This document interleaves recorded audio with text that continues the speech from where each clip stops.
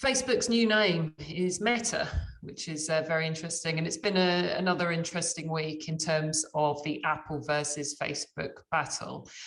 This is because we found out that a figure has been put to the amount of money the advertising industry may be losing as a result of Apple's app tracking transparency feature.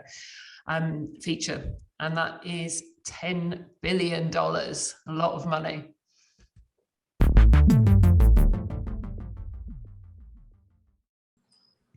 And that's a real $10 billion, isn't it, Kate? It's not a metaverse theoretical monopoly $10 billion that Zuckerberg, the robot in his metaverse, is spending on something robotic, right?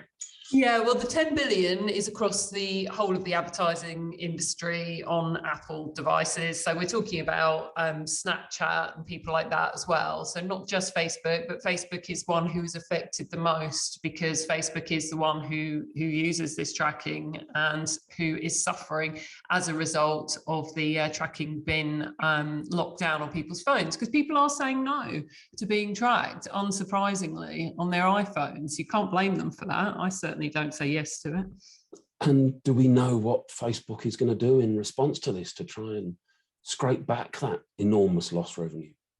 Well, we don't know for sure, but there has been talk about what Facebook could do.